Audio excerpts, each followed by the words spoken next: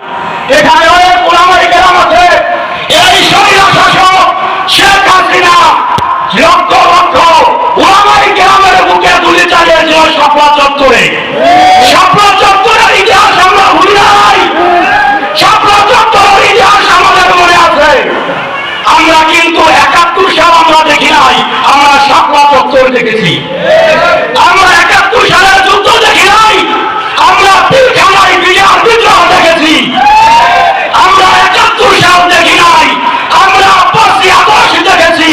আমরা আবু সাঈদ আর মুগ্ধর মতো নিষ্পাপ ছাত্রদেরকে আমরা হত্যা করতে দেখেছি।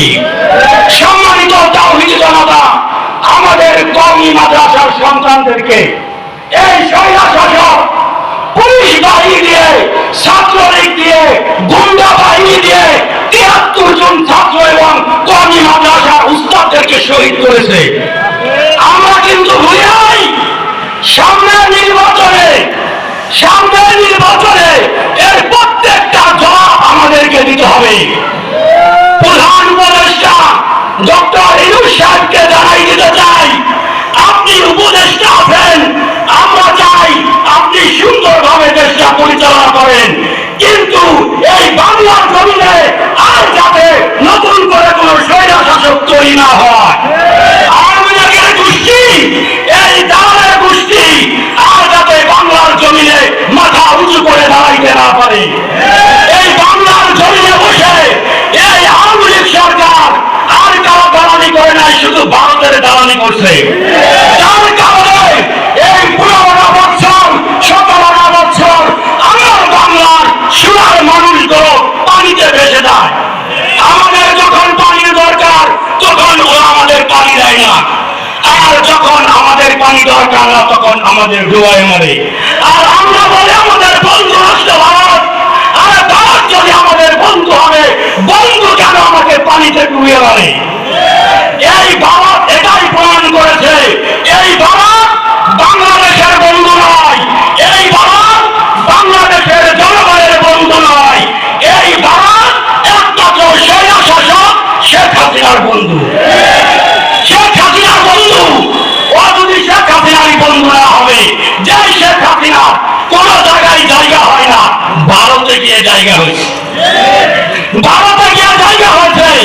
ভারত সরকারকে বলবো, আপনি যদি শেখ হাসিনার বন্ধু না হয়ে বাংলাদেশের বন্ধু হয়ে থাকেন, তাহলে শেখ হাসিনাকে দিল্লির জমিন থেকে ধাক্কা দিয়ে বের করে দেন।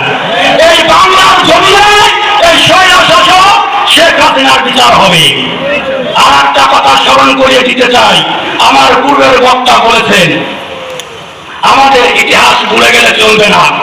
ক্ষমতার পালা বদলে, ক্ষমতার চেয়ারে সংসদে যারাই এসেছে তারাই সাধারণ মানুষের উপরে জুলুম করেছে, তারাই স্বৈরা শাসক চালিয়েছে। আমি আপনাদেরকে উদাত্ত আহ্বান জানাই, একটা গোষ্ঠী ১৫-১৭ বছর ক্ষমতার চেয়ারে বসে আমার সোনার জমিনটাকে লুটপাট করে খেয়েছে। আর একটা গোষ্ঠী এই ১৫ বছর না খেয়ে ক্ষুধার্ত কুকুর এবং শিয়ালের মতো হাহাকার করছে। এখন এই যারা ১৫ বছর ১৭ বছর ক্ষুধার্ত ছিল, তারা হিংস্র জানোয়ারের মতো, এখন মানুষের উপরে ঝাঁপিয়ে পড়তেছে। তাদের এই খাবার আমাদেরকে জবাব দিতেই হবে, তাদের এই খাবার মোকাবেলা আমাদের করতে হবে। কোন স্বৈরা শাসক, কোন হিংস্র জানোয়ারের তোয়াক্কা করা যাবে না। ঈর্ষার হুজুরের জন্ম নেই, হাতকে শক্তিশালী করার জন্য আমাদের সকলকে ঐক্যবদ্ধ হবে। অকুল জাহাল হাক্কু ওয়াল হাকাল বাতিল, যখন হকের আওয়াজ নিয়ে শাহে চরমনাই, পীর সাহেব চরমনাই বাংলার জমিনে ঝাঁপিয়ে পড়েছে, এই বাতিল সরকার, জুলুম সরকার, স্বৈরা শাসক সরকার বাংলাদেশ থেকে পালাতে বাধ্য হয়েছে। তার মানে বোঝা যাইতেছে আগামী বাংলাদেশ ইসলামী আন্দোলনের বাংলাদেশ, আগামী বাংলাদেশ হাত পাখার বাংলাদেশ। আমরা সাধারণ জনতাকে জানিয়ে দিতে চাই, আর এদিক সেদিক ছুটাছুটি করে লাভ নাই, এদিক সেদিকে ছুটাছুটি করে লাভ নাই। ওলামায়ে কেরামদের সাথে, আলেম ওলামায়ে কেরামদের সাথে, পীর সাহেব হুজুরের চরমনার সাথে হাতে হাত মিলিয়ে আমরা ইসলামী আন্দোলন বাংলাদেশকে প্রত্যেকটা পাড়ায় পাড়ায় মহল্লায় ইসলামী আন্দোলনের দুর্গ করে তুলব ইনশাআল্লাহ। আমরা পীর সাহেব হুজুর চরমনায় তার হাত পাখা এবং তার হাতকে আমরা শক্তিশালী করব। আগামীতে আমাদের হাত পাখা যাতে সংসদে গিয়ে ইসলামী রাষ্ট্র কায়েম করতে পারে, এই আশা ব্যক্ত রেখে আমি আমার সংক্ষিপ্ত বক্তব্য শেষ করছি। নাসরুল মিনাল্লাহি ওয়া ফাতহুন করি। আসসালামু আলাইকুম ওয়া রাহমাতুল্লাহ।